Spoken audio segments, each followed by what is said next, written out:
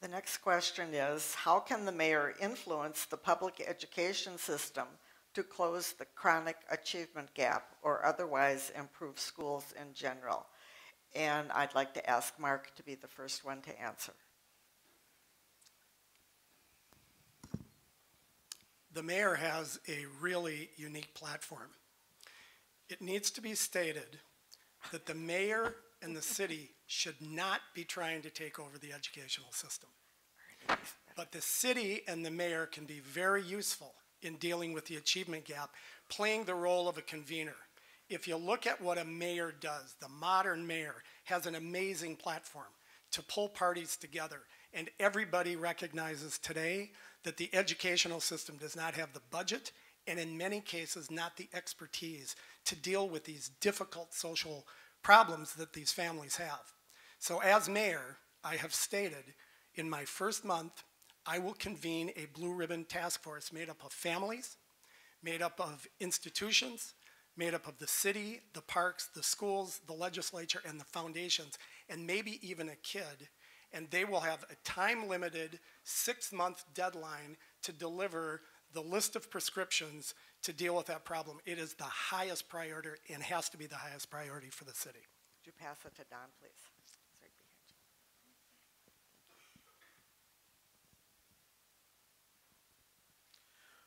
Well, you know, I've been very concerned about this issue for such a long time.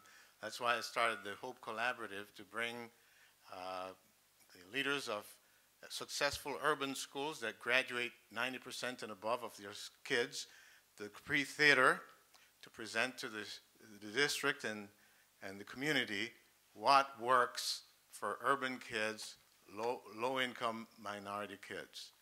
We know what works in our nation and we can implement it. And I applaud Bernadette Johnson and the Progressive School Board that's there now for the work they're doing to implement some of those things. And I promise that I will be the one that's going to lead the community to support the school board and the superintendent to help parents understand their role in their relationship to the teachers and the schools and restarting a re-education of parenting as a school resource. A mayor can do that because the mayor has a bullet pulpit and the ear of the citizens and the parents. Would you pass it to Jim?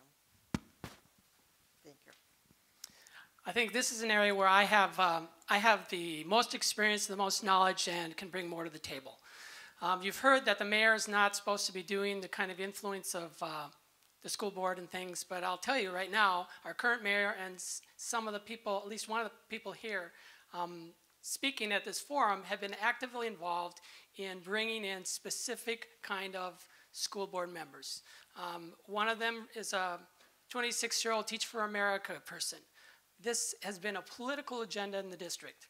Now, everybody has their right to opinion, but I think that we need to, as a community, have all the different kind of Minneapolis PTAs come together, voice their opinion. And if you agree with what's happening, that's great. But I do want to have a larger discussion.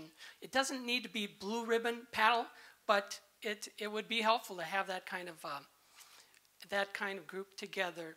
And I'll stop now. Thank you. Pass it to Jackie, please.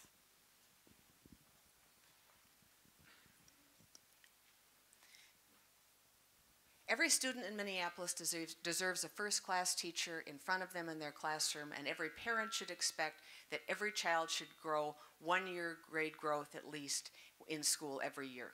We have to have high expectations, and we have to work together to achieve those expectations. I would act as a convener because that's the role of the mayor in this discussion. It is not the role to take over the school board or to usurp the superintendent. The role is to be supportive and to convene. That's what we did when Mayor Sells-Belton and I were on the city council, when I was on the council with Mayor Sells-Belton. We regularly convened meetings with the school board, with the superintendent, and we worked together and we worked in unison so that we were all working to bring a good education to our kids in our city. I would also add that what I will do is work on parental involvement. We've got to get our parents involved in our kids' education. As a parent, I know how important that is. I got a 16-year-old. I know what happens when I'm not engaged with the teachers on a regular basis. And we've got to get our parents involved. We've got to show them what parental involvement is, and I'll be a good role model for doing that. Pass it to Betsy, please. Thank you. That's how much energy I have.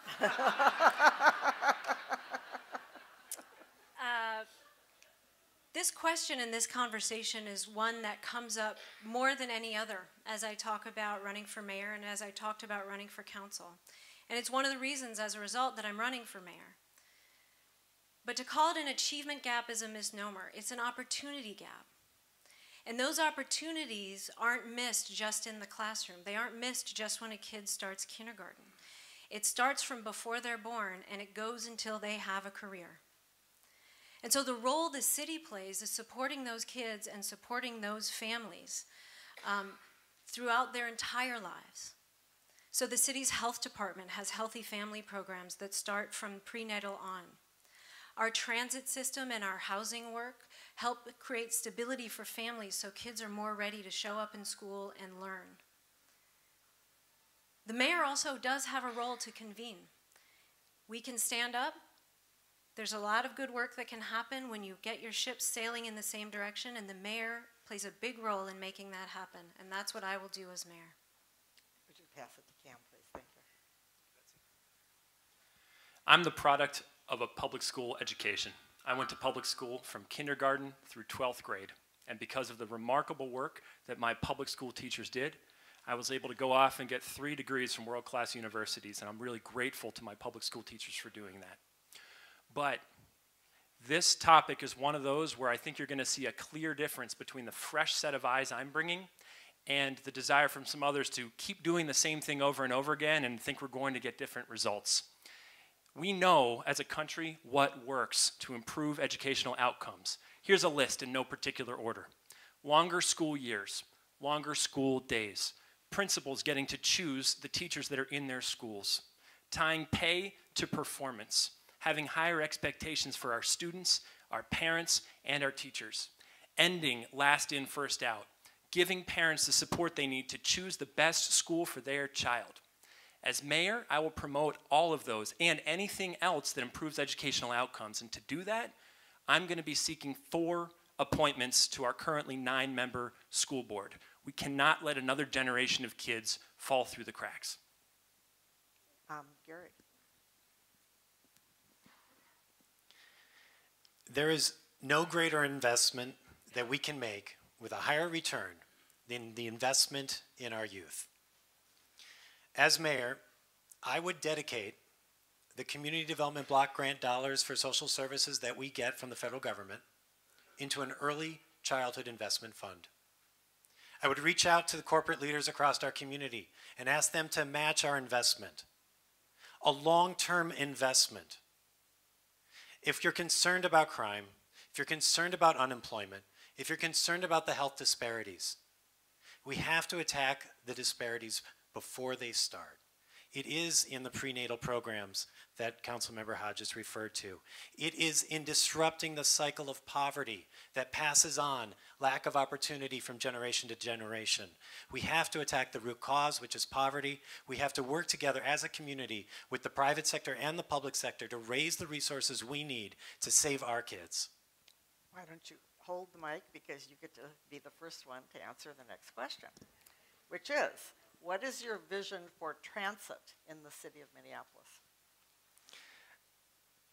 I believe we need a transit system that is affordable and accessible and gets you where you need to go. As someone who chaired the Zoning and Planning Committee in the City Council for the last 12 years, I got to start the first planning for bringing back streetcars to Minneapolis by sponsoring the first resolution that called for Met Council, city and county, and city engineers to get together and start talking about how we can bring back the tremendous culture that we once had as a streetcar city. I've worked to implement the Hiawatha Light Rail Corridor as a resident of South Minneapolis. The train goes just 2 blocks from my house. And I know in Southwest Minneapolis, in order to make sure Southwest succeeds, we must make sure that co-location doesn't occur and that we get a light rail system that is going to connect to our buses, our future streetcars, to make a transit system that connects every neighborhood and everybody together. Give it to Cam to be the next one to answer. Here's another topic where I think you're going to see a contrast between a fresh set of eyes and 54 years in government. I do not think that streetcars are an important part of our city's transit future. They are cool, they are shiny, my toddler thinks they're neat. But is that a reason that we should spend hundreds of millions of dollars on them? Bus rapid transit is not quite as good as a streetcar in some minor respects, but it's a lot cheaper. And the money that's saved by using bus rapid transit rather than the streetcar is money that we can put into other priorities, keeping our streets safe, making sure our roads stop crumbling. And so for me, for transit, the important thing is a bus system that builds on all the achievements so far and continues to get to where people need to go. Another thing to consider with buses versus streetcars is that it's tough for us to sit here today and see into the future to know exactly where development will take place, but once you lay down streetcar lines, they're there. But buses have flexibility. Thank you. Jackie. Now I've got the energy. A transit system needs to be multimodal. And when I say multimodal, it's got to involve everything from your legs to bikes to buses to trains to light rail to the planes to everything. We've got to have a complete multimodal system. I will support a complete street system for bikes to ensure that our bikes, we can get to where we want to go on bikes. Bikes are both recreational, they're economical, and they're healthy, and they get a lot of people where they want to go to work. So I'll support the complete street system for bikes. I'm actively involved in light rail in North Minneapolis. We're promoting the Bottineau line and the Southwest line. We know that neighborhoods that have light rail have 30% more jobs and higher property values. That's one of the problems with North Minneapolis is we're not connected to anything or anyone. You can't get to there and we can't get to you. So we've got to have a light rail system that works. But we can't wait for the light rail system to get developed. We've got to work on buses and transit that can happen right now. We can't wait for Bottineau to get built in order for us to get connected to the rest of the world. I'm also a supporter of the Southwest Light Rail. I've worked on the Southwest Light Rail, and I absolutely will not support a co-location of the trains in the Kenilworth corridor. That's a deal stopper for me. Do you want to give it to Jim, please? Thank you. Hi, in a couple days I'm heading to Chicago, visiting my kids there. Neither of them need a car. They go to school and they work without having to have a car. So I support trying to build a system that will meet the needs of our citizens so they can be carless.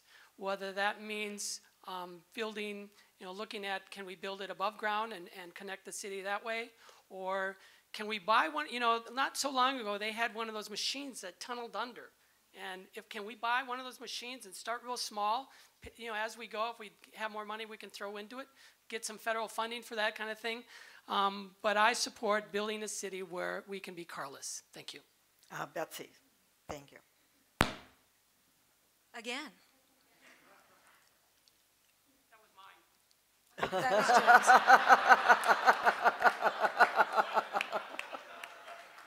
Jim's. You get that one, my friend. You get that one.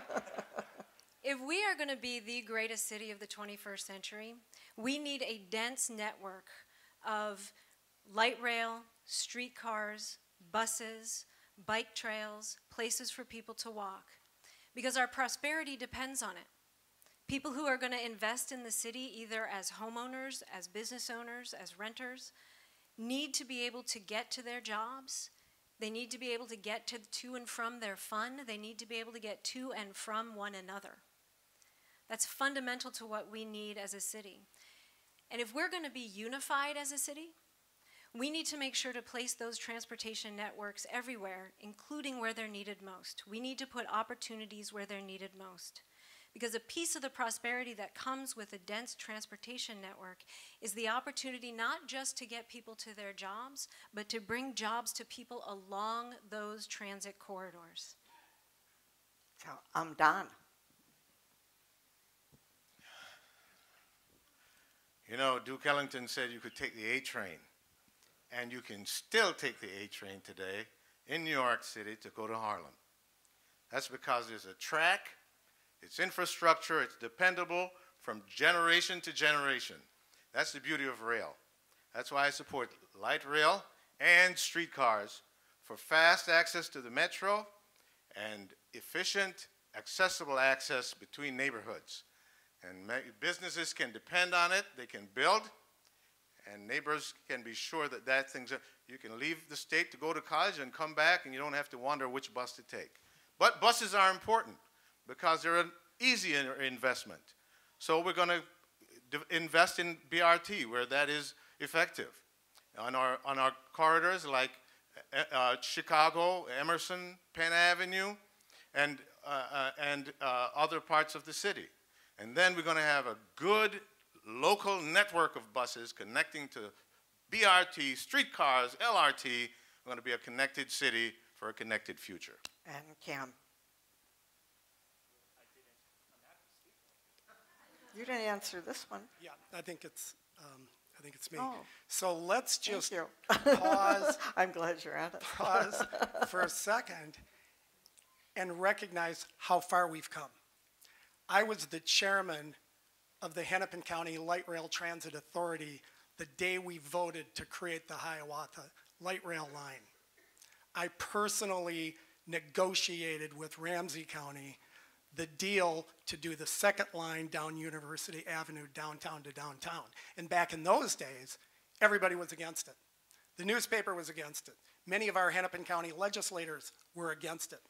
And today we realize what a critical element transit is to our quality of life, to our ability to grow jobs, to our ability to get from one place to another, to our ability to grow tax base. Transit is fundamental, and a fully developed, mature, multimodal transit system is a prescription for success for our community. Thank you. Reading the next question, I was trying to make it a little simpler, but to get the whole gist, I'm going to read the whole thing. And it first goes to Jim. So, given the city's need for property tax revenue, as well as the growing desirability of Minneapolis as a place to live, how do you intend to balance quality of life with the need for denser infill development? Specifically, how do you intend to balance the desires of neighborhood associations with the needs of the city at large?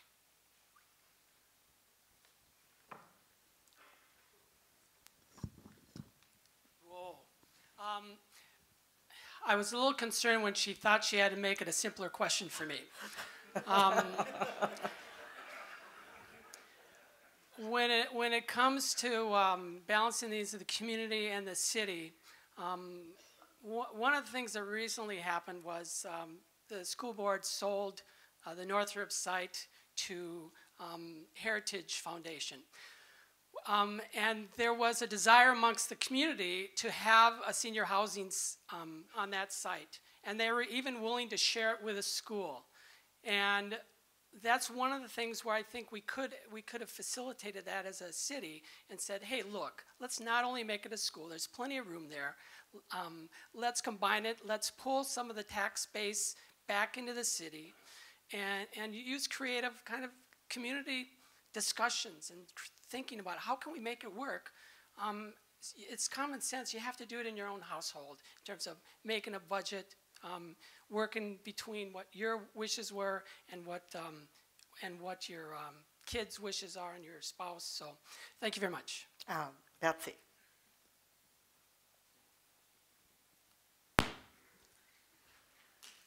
Now it's just not even funny. I have seen firsthand how the tensions about increased development versus growth versus neighborhoods, I've seen the tension that can create in a neighborhood and what that can do in a neighborhood. The great thing is that if we are doing our transit right, those questions tend to get quieter and quieter and quieter. Because if we do our light rail correctly, if we do our streetcars correctly, they are natural places in our community corridors where development will happen. It's part of what makes our city prosper. When we do transit right, it draws investment. It draws people who want to live there, people who want to work there, people who want to play there, in places that are natural for development and growth to occur. That said, we all need to have leadership that knows how to address those tensions as they come up. That's part of being a leader in the city of Minneapolis, is knowing that you need to strike that balance. It goes to Mark. I'll get it right this time, Mark. The role of the mayor in determining how dense our development is a collective decision. The local decisions, the neighborhood decisions, are going to be driven by neighbors, by the neighborhood, by the city council member, and the mayor has to establish the overlay. What is in the best interests of our community? High density development is in the immediate future of our city if I am mayor. We have to have high density development most places in the city because we are in a hurry to drive tax base, employment, and attract more population. We are in a hurry to get more people around transit lines because when we have more people around transit lines, transit is less expensive. So development as a general statement needs to happen quickly. It needs to be generally high density. Our focus is going to be on North Minneapolis, on the riverfront, and in the commercial nodes of our city. Don. Can you repeat the question? Do you want me to really? How about the last sentence? Okay. Specifically, how do you intend to balance the desires of neighborhood associations with the needs of the city at large? Well, you know, our city is made up of neighborhoods. We're a city of neighborhoods. In fact, we are, every year we win the National Night Out Award. And we have the strongest neighborhoods of cities across the country. And the weakest neighborhood is the place where that demonstrates what kind of city we are. As our former mayor said, that those in the margins of life, what we are is determined by how we treat those in the margins of life. And I continue to say, we will not be the promised land we want to be until we cross the Jordan neighborhood. And so we have to begin to look seriously about the communities that are left behind, whether south or north, and move in as one leadership to make one community, one. Coming from the private sector, I recognize that reality is messy sometimes. You don't always get exactly what you want. And what I'm getting at here is, in my extended neighborhood, I live in the Fulton neighborhood, and we're adjacent to Linden Hills. So in one project in Linden Hills and one on the border of Linden Hills and Fulton, in the past year, there have been 2 viable proposals for dense development. And some of the other candidates have done everything in their power to nix those developments, to make it so that those projects wouldn't be built. As mayor, I'd set the framework, but then let the process run so that we can have that dense development we need to be a thriving city. And Gary. Well, great neighborhoods make a city great. As mayor, I will continue funding to neighborhood organizations so that neighborhood organizations can continue to be partners with making long-term plans for our neighborhoods that we can adopt into our comprehensive plan. Because the growth we need is sustainable growth. Sustainable growth that plans for the needs of future generations without compromising our current resources. Our biggest growth in housing in the next decade will be the senior population who want to age in place. That will put new pressures on all neighborhoods for new services, for new types of housing. Downtown Minneapolis, we have 3 high-rises right now under construction that will add $1.5 million in tax base per building. That is going to be a tremendous opportunity, and it's going to fit downtown. But we can't lose the character of our bungalow neighborhoods. We can't lose the character of Linden Hills, which is currently undergoing a long-term master plan. And we can't lose the character of what's made Minneapolis great up until now in order to meet the future needs. Thank you. The next question, you're just waiting, aren't you? It'll go to Cam, and it is, what should be done to fight homelessness in the city of Minneapolis? We need more housing in our city. We need more new housing, and we need redoubled efforts to preserve our existing housing. As mayor, here are the things I would do to lead that. First, does anybody here work for the Minneapolis Public Housing Agency? They've done incredible work. Talk about a remarkable, wonderful turnaround story in the past 5 years. They have an incredibly difficult job, and I'd make sure they have the resources they need to keep doing their job of owning facilities, owning housing that our residents live in. Secondly, for the Section 8 program, the Section 8 program is a vital part of our vibrant city. For those who don't know, Section 8 is a voucher that the Federal Housing and Urban Development Department pays for. And people who need a hand up with housing get that voucher and can spend it on privately owned housing. I have neighbors that happen to be Section 8 recipients, but I certainly don't look at them as Section 8 recipients. I look at them as neighbors, just people that I'm going through life with, raising families next to. And so we need to be welcoming to Section 8 recipients across our entire city as part of getting more people into stable housing arrangements. Mark?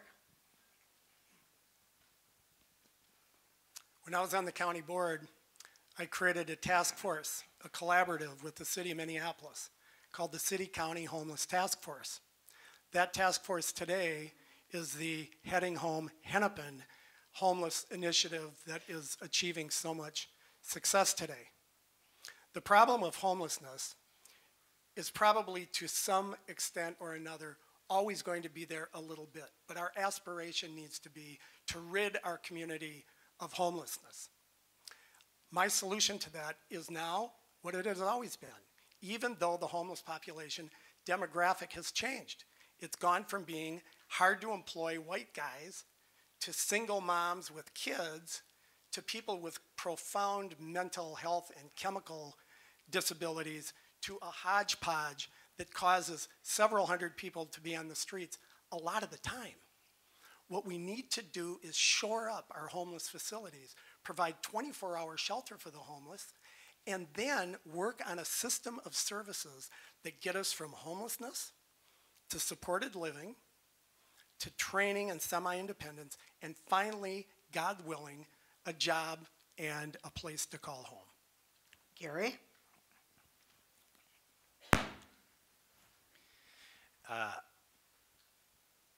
I've grown up in a family of faith that taught me the value of helping others.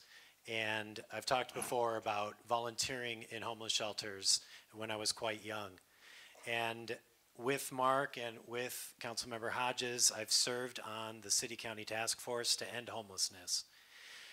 But the homeless population has still doubled during this recession. We're losing ground. And so we need the next mayor of Minneapolis to raise the voice, to sound the urgency, and to speak out so that everybody has an affordable place to live in our city. We have to work together with partnership with the feds and the county to make sure that we're addressing youth homelessness, that we're treating our vets with respect who have come back from war, and to find solutions to the mental illness epidemic that challenges so many cities around the country. And that's what I will do as mayor. Thank you. Don?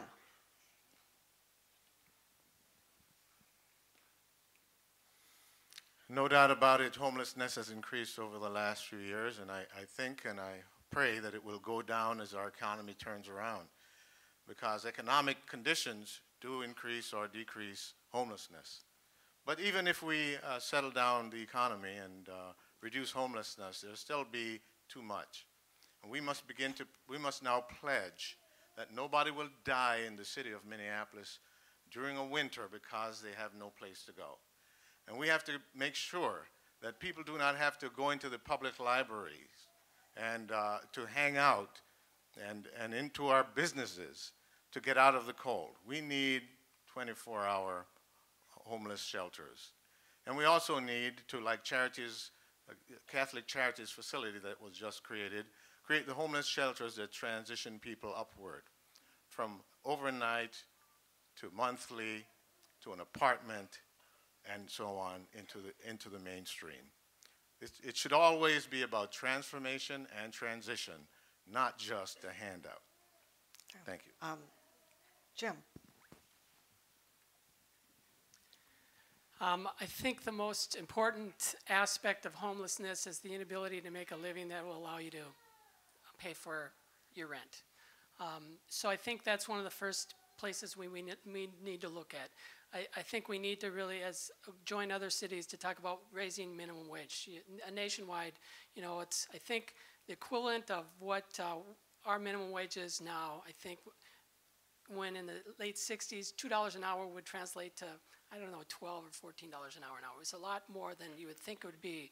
So that's one thing, to encourage raising the standard of living. Everybody deserves a decent wage for their jobs.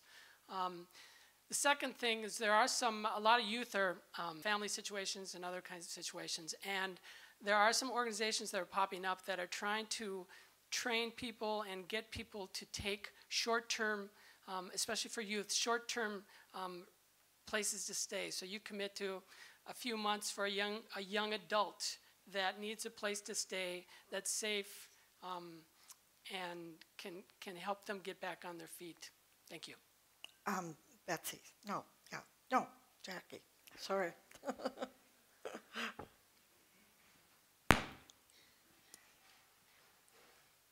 Absolutely, people need to get to work.